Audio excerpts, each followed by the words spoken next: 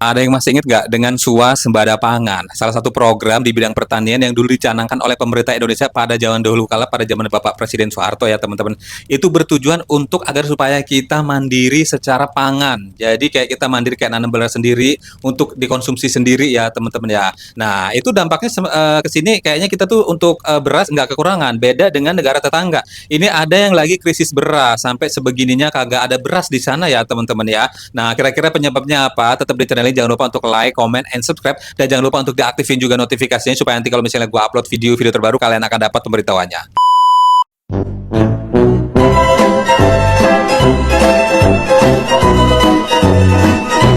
Assalamualaikum warahmatullahi wabarakatuh teman-teman, apa kabarnya? Mudah-mudahan kita semua selalu diberikan kesehatan, amin ya rabbal alamin. Dan gak lupa gue pengen bilang terima kasih nih buat teman-teman semua yang udah selalu dukung channel gue dengan cara like, comment, and subscribe. Dan buat teman-teman yang baru banget temuin channel ini, gue minta dibantu diklik tombol subscribe-nya, diaktifin juga notifikasinya. Supaya apa bang? Supaya nanti kalau misalnya gue upload video-video terbaru kalian akan dapat pemberitahuannya. Nah ini kemarin sempat rame video terkait langkanya beras di Malaysia. Ini sampai sekarang ternyata masih langka di sana ya teman-temannya. Di bulan Ramadan ini di sana juga malah beras semakin langka. Nah, kita lihat kira-kira penyebabnya apa dan kira-kira dampaknya apa ke masyarakat di sana, teman-teman ya. Dan tentu saja nanti kita bakal ngebacain komentar-komentar dari kalian semua nih, teman-teman ya. Kita cek di video yang pertama. Krisis pangan di Malaysia semakin memburuk berkaitan dengan keputusan yang diambil oleh Indonesia untuk menghentikan impor beras. Keputusan ini jelas memberikan dampak yang signifikan terhadap stabilitas ekonomi Malaysia yang sebelumnya bergantung pada pasokan beras dari tetangganya. Dalam upaya untuk mengatasi masalah tersebut, pemerintah Indonesia berfokus pada peningkatan produksi beras lokal.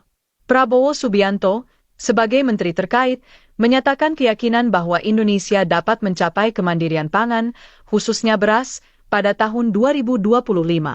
Ini menunjukkan komitmen pemerintah dalam meningkatkan sektor pertanian domestik. Namun, di tengah upaya tersebut, Duta Besar Vietnam mengekspresikan kekhawatiran terkait kebijakan Indonesia yang berpotensi mengganggu hubungan perdagangan. Ia mengupayakan kerjasama antara kedua negara agar produksi beras Vietnam tetap aman dan tidak terkena dampak negatif dari keputusan Indonesia. Oh, jadi ini dampak karena Indonesia stop untuk mengekspor beras ke Malaysia. Ya gimana, kan di dalam negeri juga masih kekurangan juga beras ya. Jadi jangan sampai kita mengimpor beras dari luar negeri, tapi kita sebenarnya punya banyak beras di dalam negeri ya teman-teman ya. Nah itu yang perlu kita pelajari nih. Kira-kira stok kita masih banyak apa enggak ya? Itu udah ada bagiannya bang, biar mereka mikir. Iya siap-siap. Ini ada komentarnya ya tuh ya. Nggak paham gue apa hubungannya Indonesia stop impor dengan Malaysia krisis beras ya tuh. Presiden Pak Prabowo bagus hentikan impor gas beras ke negara lain ya. Indonesia jadi mandiri untuk kebutuhan rakyat kita. Indonesia aman, sejahtera, makmur. Nih ya tuh. Makan ubi kayu saja seperti itu. Hentikan ekspor dan impor ke Malaysia. Stop. Aduh. Kita lihat lagi video yang lain dah. Kalau ada yang berani buat perangai buruk dalam keadaan orang susah cari beras, kamu sorok, kamu jaga, kami akan cari kamu dan saman dan bawa kamu ke mahkamah. Sebuah kilang beras di Kedah disita selepas... Oke, ini berita tentang ada kegiatan pengoplosan beras di sana ya teman-teman. Ini kita lihat captionnya nih ya. Antara punca kekurangan stok beras adalah berpunca dari kilang ke negeri Kedah yang disyaki menyorok beras tempatan. Masih ada pihak tertentu yang mengambil kesempatan dalam kesempitan ini. Tahniah Kerajaan Madani. Oh kan bener kan, ternyata di sana juga ada oplos-mengoplos ya teman-teman. Kalau di sana yang dioplos beras. Kita lihat komentarnya ya kak ya tuh, wadaw, salam dari ya kak ya kak. Oh ini berita entah tahun kapan nih. Kamu bilang Malaysia kayak beras saja, sudah Indonesia ini bos ya.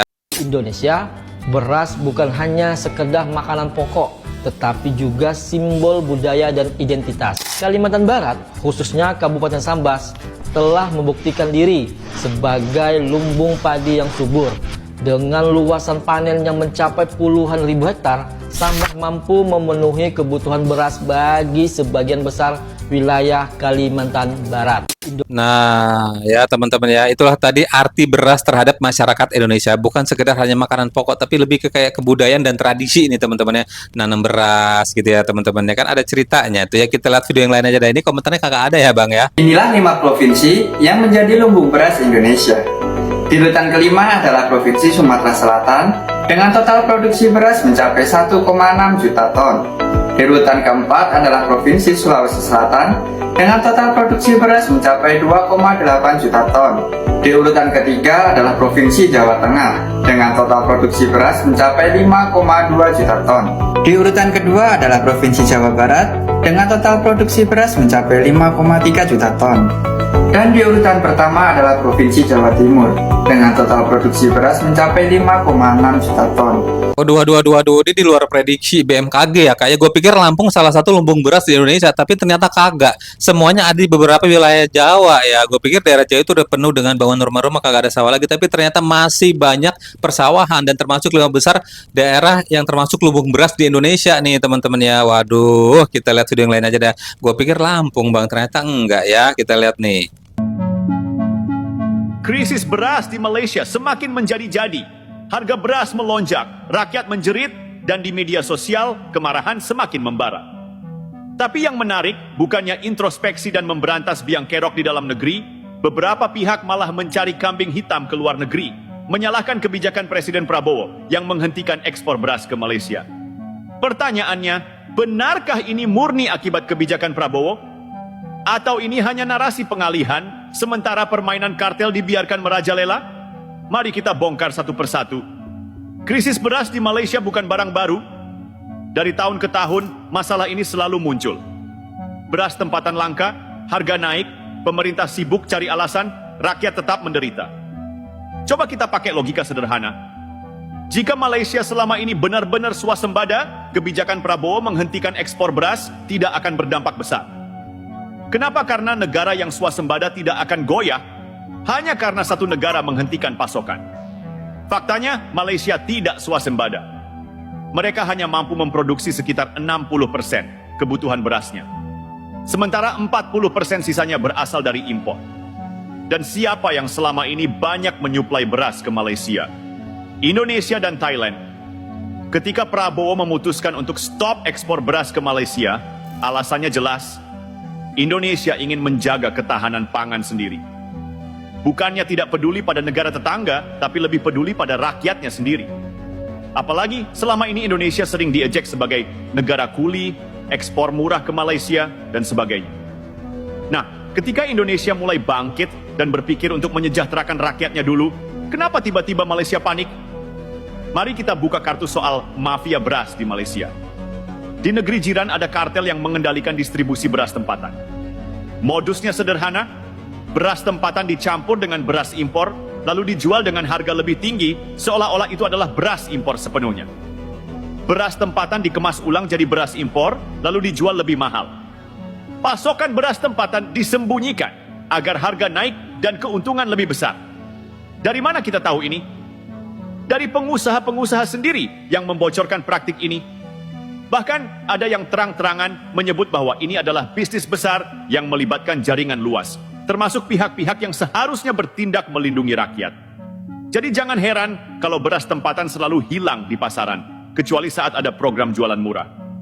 Ini pola klasik dalam politik pangan. Ketika harga naik, rakyat panik, lalu pemerintah datang dengan solusi sementara agar terlihat sebagai penyelamat. Padahal setelah program selesai, masalah tetap ada.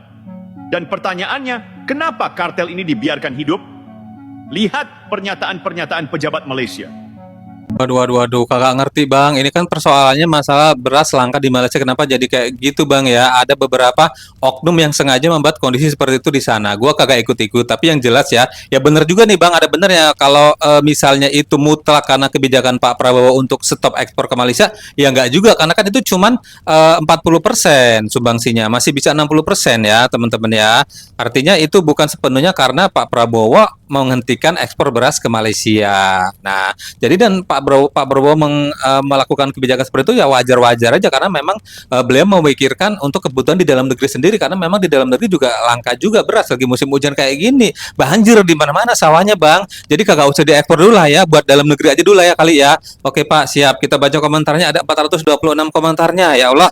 Aduh, kalau makan masih butuh dari import beras Indonesia atau gas dari Indonesia, nggak usah menghina. Aduh, apa sih sini. Ya udahlah ya tuh. Sejak kapan Indonesia impor ke Malaysia? Coba kasih penjelasan ke saya nih.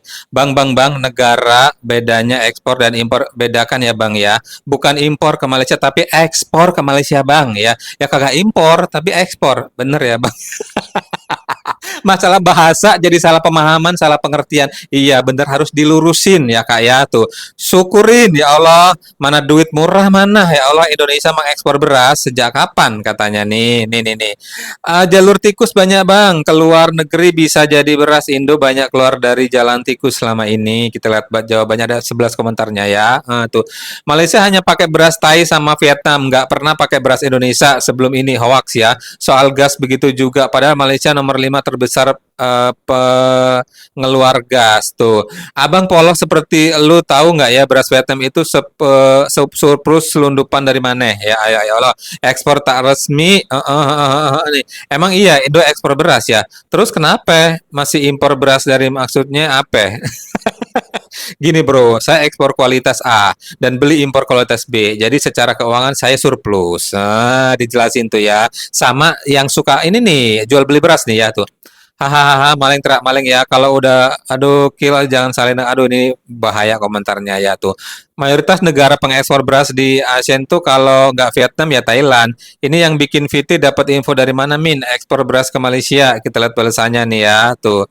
Lu belum ngerti ya, banyak beras diekspor lewat jalur ilegal ke Malaysia. Banyak mafia beras dulu. Oh, oke. Oh, jadi kalau datanya untuk yang Indonesia ekspor ke Malaysia itu belum ada yang valid kata si abangnya. Tapi ini ada katanya secara nggak langsung banyak ya ekspor beras ke Malaysia yang lewat jalur belakang. Kenapa lewat belakang sih Bang ya? Kan jadi kagak kelihatan, jadi kagak ketahuan kalau mereka itu makan beras dari kita ya kan tuh. Coba salah siapa coba ya. Coba kagak asa ada lagi tuh yang di belakang-belakang yang lewat belakang ngirimnya lewat jendela, kagak usah langsung aja ketok pintunya lewat jalur yang benar. Jadi kan ketahuan berapa persen dia mengkonsumsi beras dari kita gitu loh ya teman-teman ya. Dan di sini gue pengen bilang terima kasih buat teman-teman semua yang udah selalu ngirim beras. Bukan yang udah selalu like, comment, and subscribe di channel gue ini, dan jangan lupa untuk diaktifin juga notifikasinya supaya nanti kalau misalnya gue upload video-video terbaru kalian akan dapat pemberitahuannya. Sampai ketemu di video selanjutnya. Wassalamualaikum.